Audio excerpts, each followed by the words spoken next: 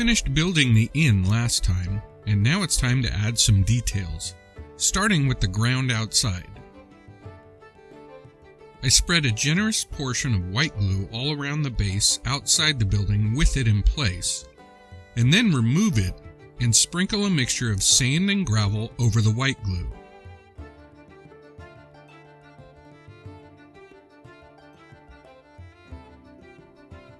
I knock off the excess gravel, and you can see that now the building footprint fits flush to the base without sitting on the gravel.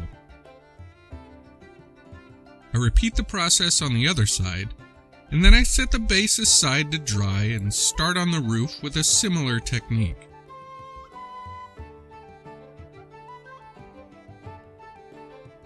I put white glue on the roof where I want moss patches to be. Spread it out with a brush, and then sprinkle fine flock on the glue spots. I knock off the excess and then seal everything in with a watered down PVA glue. This whole process is really pretty simple, and I think it adds a lot of character to the building.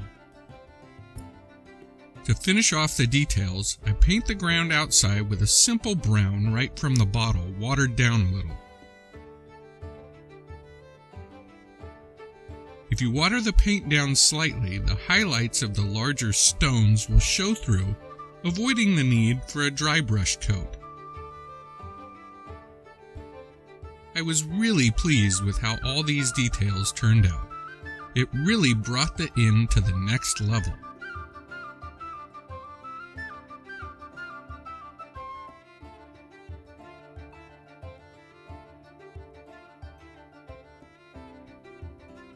But that's not all I'm going to do. I wanted to be able to use this building as other things, so I started building some accessory pieces to go with it. To start, I wanted a tower that I could put on the roof to make it a fancy house for a baron or something. So I got a cardboard tube to cut into a small tower. For the roof of the tower, I cut a circle out of cardstock, put a slice in it, curved it over itself, and simply taped it in place. Once I cut the cardboard tube down to size, I hot glued the roof on and spray painted the whole thing in black. For the details of the tower, I decided to cut out several small bricks from some scrap foam I had lying around, and I glued them to the tower using hot glue.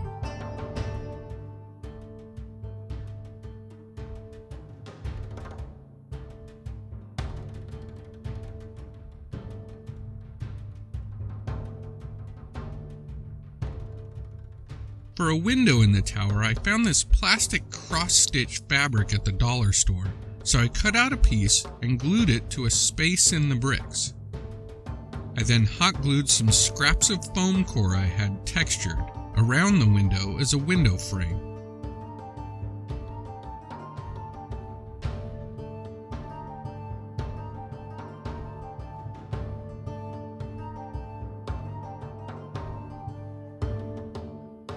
The next accessory piece I wanted was some stone walls and a large iron front door that could fit around the base of the inn to make it into a library or barracks or something. So I assembled some foam core into 3 sides and textured it to be like large stone bricks. I then covered everything in a base coat of Mod Podge and black paint, and then painted it all in gray. I added some individual stone details for the tower piece, and to finish, everything got a black wash.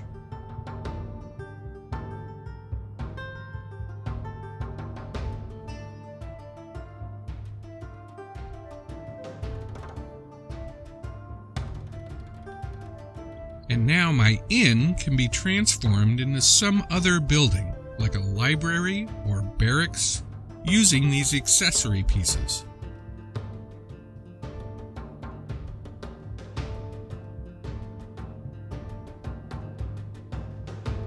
It can become a large house or a manor that a group of thieves might try to find a way to get into.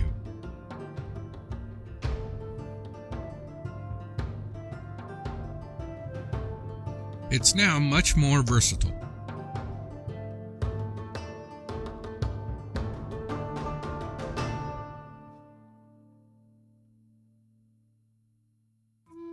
The last detail I want to add is to change out these windows so we can add LED lights to shine through them. Now, I didn't get video of doing this for the inn, but I did video the process on this other building. The materials are as simple as can be. Parchment paper if you want, a black marker, clear tape, and this plastic cross-stitch material that I found at the dollar store. I start by cutting out the old windows, which is simple since the building is made of foam.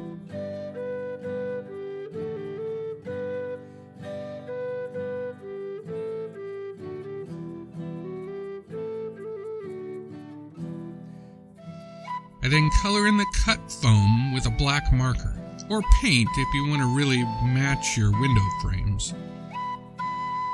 Then measure out a piece of the cross-stitch material to fit all the way over the window and cut it out.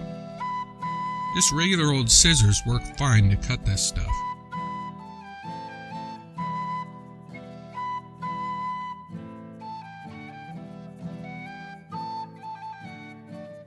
To attach it, simply grab some clear tape, I used packing tape, and tape the window in place.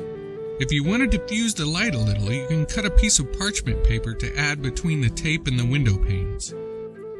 But for this one, I left it clear.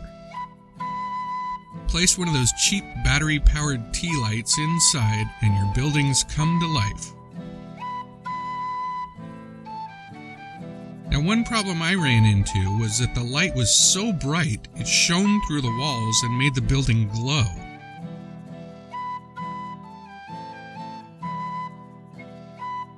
So I applied a very generous coat of black craft paint to the inside of the building, on the roof as well as the walls.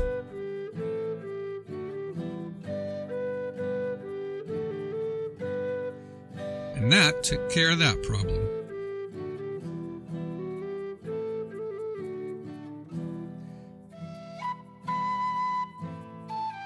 Now my adventurers can wander into town by moonlight and find refuge by a flickering fire at the local inn.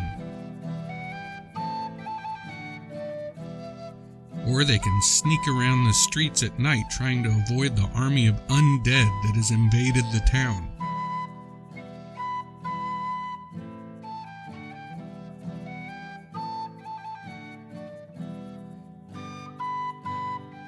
Let me know in the comments what you thought of these additions to my buildings. Give this video a like. Subscribe and hit the notification button to see more crafting videos, and thanks for watching.